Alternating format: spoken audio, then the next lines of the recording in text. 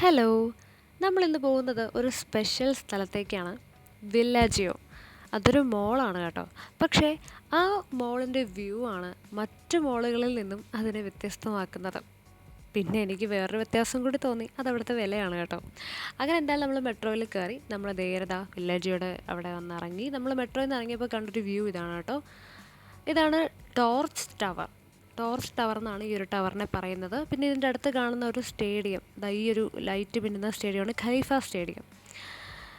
ഈ സ്റ്റേഡിയം മഴയൊക്കെ പെയ്യുമ്പോൾ തനിയെ ക്ലോസ് ആവും. അച്ഛൻ പറഞ്ഞ അറിവാണ്. അങ്ങനെ നമ്മൾ നേരതാ വില്ലാജിയുടെ ഫ്രണ്ടിലെത്തി. ഇതിനുള്ളിലേക്ക് പോകുമ്പോഴാണ് നമ്മൾ കാത്തിരുന്ന ആ വ്യൂ ഉള്ളത്.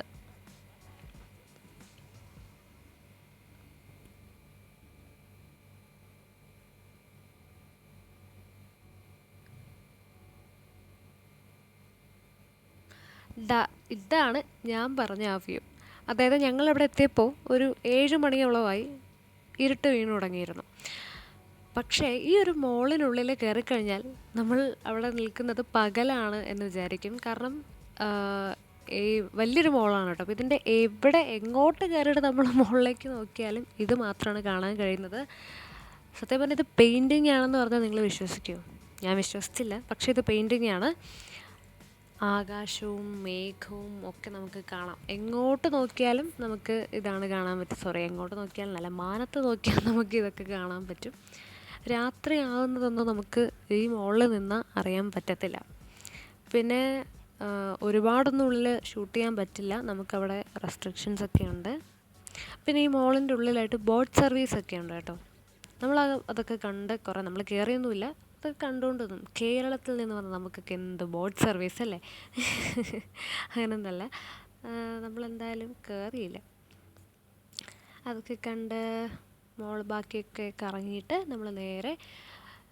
നമ്മൾ പുറത്തിറങ്ങി. ഇനി നമുക്ക് പോകാനുള്ളത് സൂക്കിലോട്ടാണ്.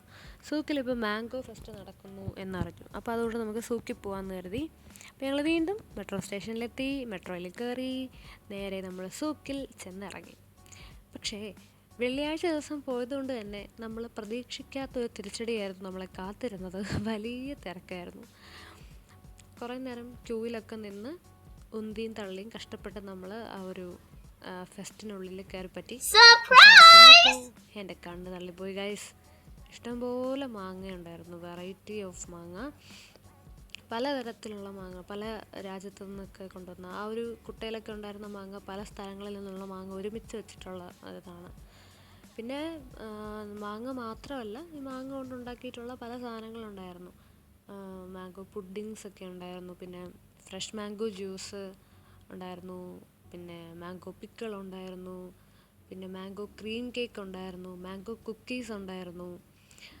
അങ്ങനെ കുറേ വിഭവങ്ങളൊക്കെ ഉണ്ടായിരുന്നു. പിന്നെ അതോടൊപ്പം തന്നെ മാവിൻ്റെ തൈകളൊക്കെ ഉണ്ടായിരുന്നു. ഈ 1 വർഷം കൊണ്ട് കായ്ക്കുന്ന, 2 വർഷം കൊണ്ട് കായ്ക്കുന്ന തൈകൾ ചെടിച്ചട്ടിയിലാക്കി അവർ നട്ടു വെച്ചിട്ടുണ്ട്. നമുക്കതിനെ അങ്ങനെ കൊണ്ടുപോകാം.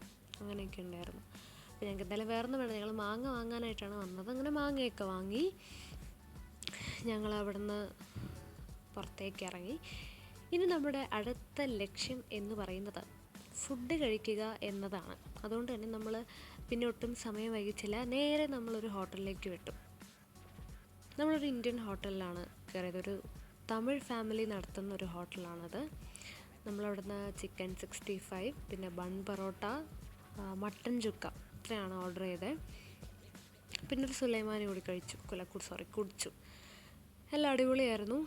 അങ്ങനെ നമ്മൾ ഫുഡൊക്കെ കഴിച്ച് അവിടെ നിന്നതാ പതിയെ ഇറങ്ങി.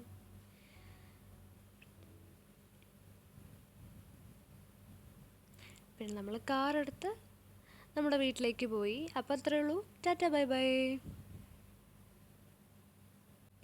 വീഡിയോ ഇഷ്ടമായാൽ പ്ലീസ് ലൈക്ക് ആൻഡ് സബ്സ്ക്രൈബ്.